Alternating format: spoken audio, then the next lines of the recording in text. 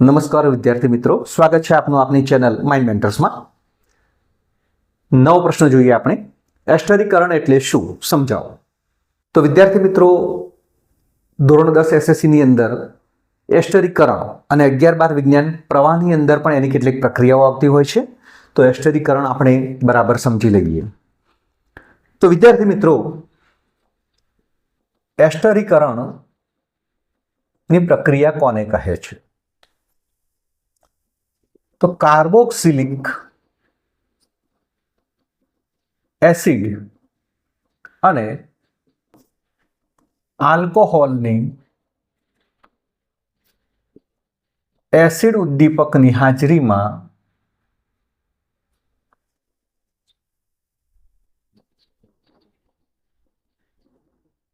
પ્રક્રિયા કરવાથી એસ્ટર અને પાણી બને છે। આ પ્રક્રિયાને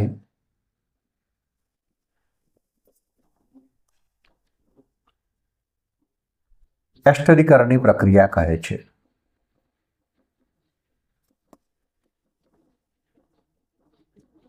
મિત્રો, કાર્બોક્સિલિક એસિડ એટલે કે COOH ક્રિયાશીલ સમૂહ જેમાં સમાયેલો છે અને આલ્કોહોલ એટલે કે OH ક્રિયાશીલ સમૂહ જેમાં સમાયેલો છે, એ બંનેની એસિડ ઉદ્દીપકની હાજરીમાં જ્યારે પ્રક્રિયા કરવામાં આવે છે ત્યારે એસ્ટર અને પાણી બનવાની જે ક્રિયા છે એને એસ્ટરીકરણની પ્રક્રિયા કહે છે।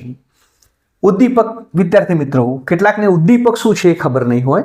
જ્યારે ઉદ્દીપક એટલે કેટાલિસ્ટ પ્રક્રિયાના વેગમાં વધારો કરવા માટે આ ઉદ્દીપકનો ઉપયોગ કરવામાં આવતો હોય છે। મિત્રો, જ્યારે કોઈ કંપનીમાં અથવા તો ઉદ્યોગની અંદર કેટલીક પ્રક્રિયાઓનો ટાઈમ ઘટાડવાનો હોય અને એ પ્રક્રિયાઓ ઝડપથી બને અને પ્રોડક્ટ ઝડપથી મળે એટલા માટે આવા કેટાલિસ્ટ એટલે કે ઉદ્દીપકનો ઉપયોગ કરવામાં આવતો હોય છે। મિત્રો, હવે કાર્બોક્સિલિક એસિડ અને આલ્કોહોલ, તો કાર્બોક્સિલિક એસિડ તરીકે ઇથેનોઇક એસિડ એટલે કે ઇથેનોઇક એસિડની ઇથેનોલ સાથે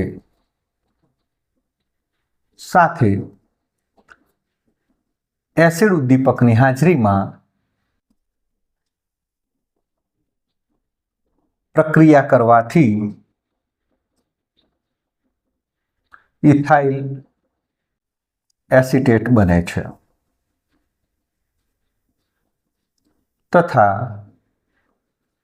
ઉપનિપજ તરીકે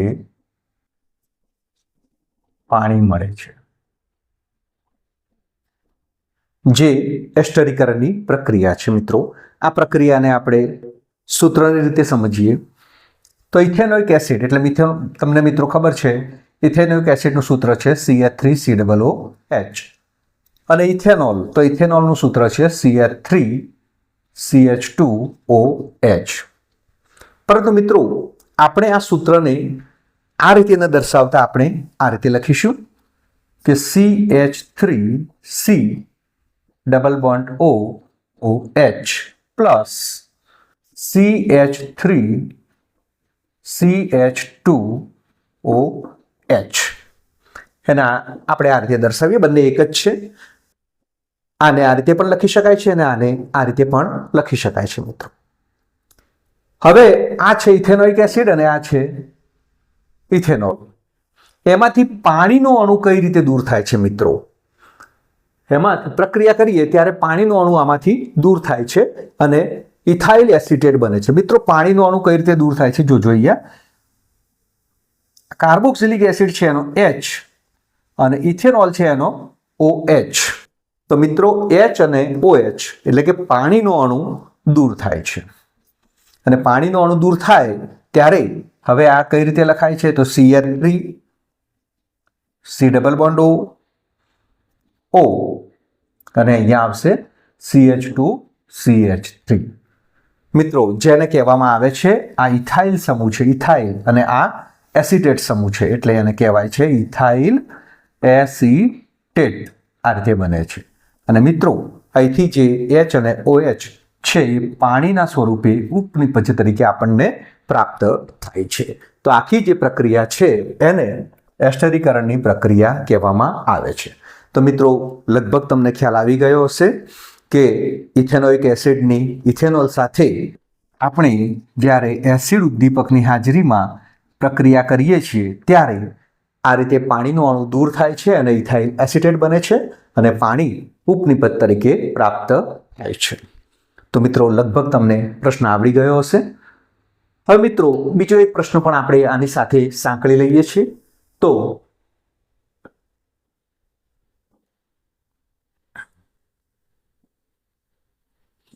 હવે જોઈએ મિત્રો,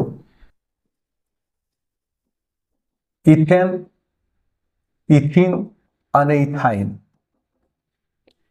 ના અણુસૂત્રો, એના બંધારણીય સૂત્રો અને ઇલેક્ટ્રોન બિંદુ નિરૂપણ સમજાવો. તો મિત્રો આ ટૂંકા પ્રશ્ન સ્વરૂપે પૂછાઈ શકે છે. માત્ર ઇથેનનું પૂછાઈ શકે, ઇથિનનું પૂછાઈ શકે અથવા તો ઇથાઇનનું પૂછાઈ શકે છે. એમાં એનું અણુસૂત્ર પણ આવી જાય છે, એનું બંધારણીય સૂત્ર પણ આવી જાય છે અને એનું ઇલેક્ટ્રોનિક બંધારણ બિંદુ નિરૂપણ પણ આવી જાય છે મિત્રો. તો પ્રથમ આપણે ઇથેન માટે જોઈએ. મિત્રો ખાસ યાદ રાખવાનું છે. તો ઇથેનનું અણુસૂત્ર, એનું બંધારણીય સૂત્ર અને ત્યારબાદ એનું ઇલેક્ટ્રોન બિંદુ નિરૂપણ. ઇથેન, તો ઇથેનનું અણુસૂત્ર છે મિત્રો C2H6. એનું સામાન્ય સૂત્ર CnH2n+2 છે, એના પરથી C2H6. એનું બંધારણીય સૂત્રમાં મિત્રો 2 કાર્બન છે અને એની આસપાસ 3 હાઇડ્રોજન આ રીતે ગોઠવાય છે. આગળ આપણે જોઈ ચૂક્યા છીએ મિત્રો બંધારણીય સૂત્ર આપણે. ત્યારબાદ એનું ઇલેક્ટ્રોન બિંદુ નિરૂપણ આ ખાસ સમજવાનું છે મિત્રો. અહીંયા 2 કાર્બન છે એટલે કે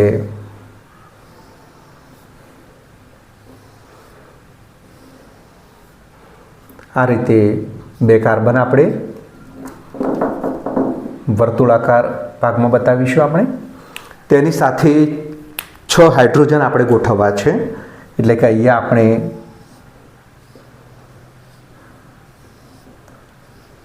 ત્રણ સર્કલ એક કાર્બન સાથે, જ્યારે બીજા કાર્બન સાથે બીજા 3 સર્કલ, જેમાં કાર્બન હાઇડ્રોજન સાથે ઇલેક્ટ્રોનની ભાગીદારી કરે છે. કાર્બનની ચતુસંયોજકતા એટલે કે કાર્બનની સંયોજકતા 4 છે. એમાં એક કાર્બન આ એક ઇલેક્ટ્રોનની ભાગીદારી કરે છે. બાકીના એક ઇલેક્ટ્રોન તો અહીંયા એ હાઇડ્રોજન સાથે એક ઇલેક્ટ્રોનની ભાગીદારી કરે છે. આ પણ કાર્બન છે, અહીંયા એક ઇલેક્ટ્રોનની ભાગીદારી કરે છે. આ છે હાઇડ્રોજન અને ત્યારબાદ હાઇડ્રોજન 1 ઇલેક્ટ્રોન ધરાવે છે, જે આ કાર્બન સાથે એક ઇલેક્ટ્રોનની ભાગીદારી કરે છે. તો અહીંયા હાઇડ્રોજનના પણ એક ઇલેક્ટ્રોન આપણે ચોકડી વડે દર્શાવીશું. તો મિત્રો અહીંયા દરેક કાર્બનમાં 8 ઇલેક્ટ્રોન દર્શાવેલા છે આપણે, 2, 2, 4, 2, 6 અને 2, 8. અને દરેક હાઇડ્રોજન દ્વિક રચના ધરાવે છે એટલે કે દરેક હાઇડ્રોજન સાથે એના સર્કલમાં 2 ઇલેક્ટ્રોન ગોઠવાયેલા છે. તો મિત્રો આ ઇથેનનું ઇલેક્ટ્રોન બિંદુ નિરૂપણ આપણે દર્શાવેલું છે મિત્રો, ખાસ યાદ રાખજો આપણે. ત્યારબાદ ઇથિન, તો ઇથિનમાં એનું અણુસૂત્ર મિત્રો તમને ખબર છે CnH2n સામાન્ય સૂત્ર છે એનું. તો C2H4 બને છે. જેટલા કાર્બન છે એના કરતાં ડબલ હાઇડ્રોજન એમાં ગોઠવાયેલા છે. 2 કાર્બન વચ્ચે દ્વિબંધ છે એટલે અહીંયા 2 હાઇડ્રોજન દરેક કાર્બન સાથે ગોઠવાઈ શકે છે એટલે કે C2H2 આ રીતે એનું બંધારણીય સૂત્ર બને છે. ત્યારબાદ એનું ઇલેક્ટ્રોન બિંદુ નિરૂપણમાં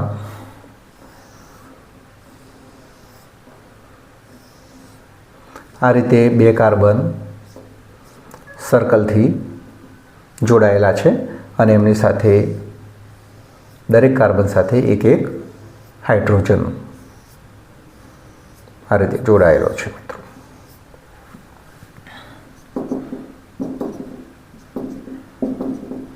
કાર્બનના જે ઇલેક્ટ્રોન છે અહીંયા બબે ઇલેક્ટ્રોનની ભાગીદારી કરે છે, એટલે આ કાર્બનના 2 ઇલેક્ટ્રોન અને આ કાર્બનના 2 ઇલેક્ટ્રોન આપણે ટપકા વડે દર્શાવેલા છે.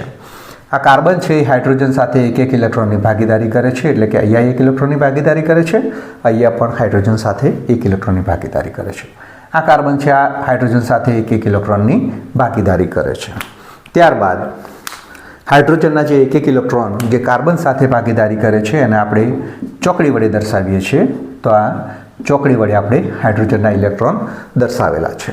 તો મિત્રો એ આપણે જોઈ શકીએ છીએ કે દરેક કાર્બનમાં 8 ઇલેક્ટ્રોન છે અને દરેક હાઇડ્રોજન દ્વિક ઇલેક્ટ્રોન ધરાવે છે.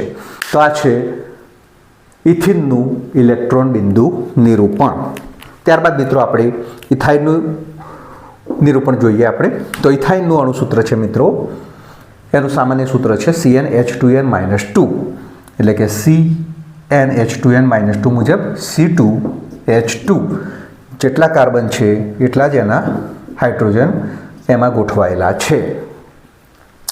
એમાં કાર્બન કાર્બન વચ્ચે ટ્રિપલ બોન્ડ છે મિત્રો, એટલે કે દરેક કાર્બન સાથે 3 બંધ જોડાયેલા છે, એટલે કે અહીંયા એક જ હાઇડ્રોજન જોડાઈ શકે છે. હવે એનું ઇલેક્ટ્રોન બિંદુ નિરૂપણ આપણે આ રીતે દર્શાવીશું. 2 કાર્બન આ રીતે જોડાયેલા છે, એમની સાથે એક હાઇડ્રોજન જોડાયેલો છે મિત્રો, અને દરેક હાઇડ્રોજન એક ઇલેક્ટ્રોનની ભાગીદારી કરે છે. અહીંયા બંને કાર્બન એકબીજા સાથે 3 ઇલેક્ટ્રોનની ભાગીદારી કરે છે મિત્રો. તો એ આપણે ટપકા વડે દર્શાવેલા છે. હાઇડ્રોજન સાથેની પણ ભાગીદારીનો એક ઇલેક્ટ્રોન ટપકા વડે દર્શાવેલો છે, અને દરેક હાઇડ્રોજન કાર્બન સાથે એક ઇલેક્ટ્રોનની ભાગીદારી કરે છે, જેને આપણે ચોકડી વડે દર્શાવેલો છે. તો અહીંયા પણ મિત્રો જોઈએ છીએ આપણે કે દરેક કાર્બન છે 6 અને 2 8 ઇલેક્ટ્રોન ધરાવે છે, અને દરેક હાઇડ્રોજન 2 ઇલેક્ટ્રોન ધરાવે છે.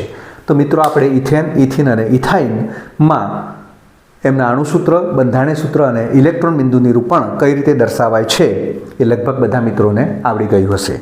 ત્યારબાદ મિત્રો આપણે સાયક્લોહેક્ઝેન એનું ઇલેક્ટ્રોન બિંદુ નિરૂપણ એ ક્યાંક કોઈ વાર પૂછાઈ જાય છે. તો મિત્રો આપણે સાયક્લોહેક્ઝેનમાં બિંદુ નિરૂપણ સમજીએ.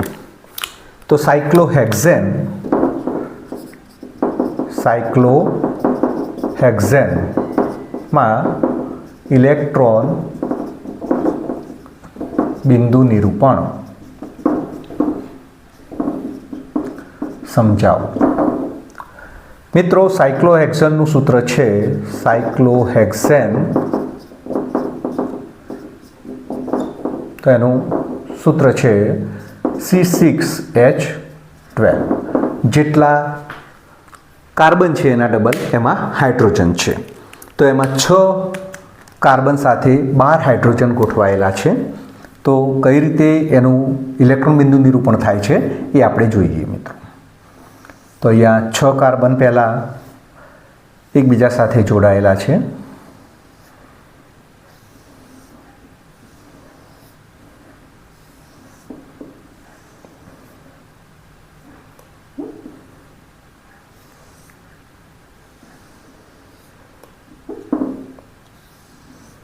તો આ રીતે મિત્રો 6 કાર્બન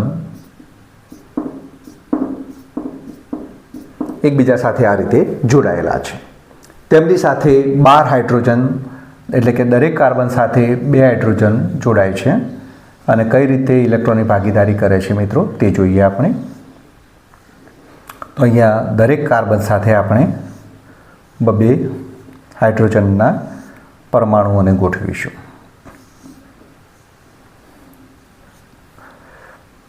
મિત્રો દોરવામાં થોડું ધ્યાન રાખવાનું છે, અને 1 થી 2 વખત પ્રયત્ન કરવાનો છે અને જાતે દોરવાની છે.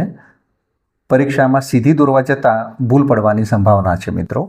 તો વધુ વખત આને ઘરે પ્રયત્ન કરી અને દોરશો તો જેથી પરીક્ષામાં કોઈ ભૂલ પડશે નહીં. અહીંયા દરેક કાર્બન સાથેના આપણે હાઇડ્રોજન બતાવી દઈએ. તો અહીંયા 6 કાર્બન સાથે ટોટલ 12 હાઇડ્રોજન ગોઠવાયેલા છે. હવે કાર્બન છે એ દરેક કાર્બન સાથે એક એક ઇલેક્ટ્રોનથી જોડાય છે. આ કાર્બન સાથે એક ઇલેક્ટ્રોનથી, આ કાર્બન છે આ કાર્બન સાથે એક ઇલેક્ટ્રોનથી, એટલે કે દરેક કાર્બન બીજા કાર્બન સાથે એક એક ઇલેક્ટ્રોનથી જોડાયેલો છે.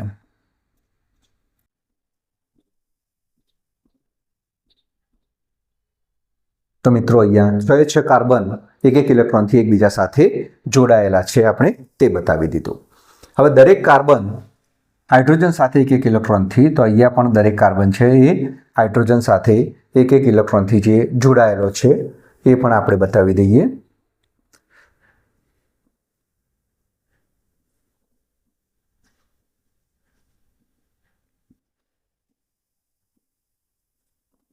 દરેક કાર્બન છે એ એક એક હાઇડ્રોજન સાથે જોડાયેલો છે અને દરેક હાઇડ્રોજન છે એ કાર્બન સાથે પણ એક એક ઇલેક્ટ્રોનથી જોડાયેલો છે, જેને આપણે ચોકડી વડે બતાવીએ છીએ.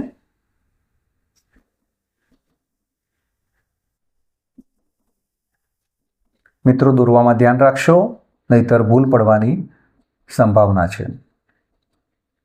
તો અહીંયા મિત્રો આપણે જોઈ શકીએ છીએ દરેક કાર્બનમાં 8 ઇલેક્ટ્રોન ગોઠવાયેલા છે. તો દરેક કાર્બનનું વર્તુળ તમે જોઈ શકો છો. તો આ કાર્બન સાથે 2, 2, 4, 2, 6 અને 2, 8 અને દરેક હાઇડ્રોજન સાથે 2 ઇલેક્ટ્રોન ગોઠવાયેલા છે. મિત્રો તમે દરેક કાર્બન સાથે જોઈ શકો છો 2, 2, 4, 2, 6 અને 2, 8.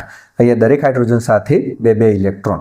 તો મિત્રો આ રીતે સાયક્લોહેક્ઝેનનું ઇલેક્ટ્રોન બિંદુ નિરૂપણ આપણે દર્શાવી શકીએ છીએ. તો મારા ખ્યાલથી મિત્રો તમને ઇથેન, ઇથિન, ઇથાઇન અને સાયક્લોહેક્ઝેનમાં એમના અણુસૂત્રો, બંધારણીય સૂત્રો અને ઇલેક્ટ્રોન બિંદુ નિરૂપણ કઈ રીતે થાય છે એ તમને આવડી ગયું હશે. Okay, thank you.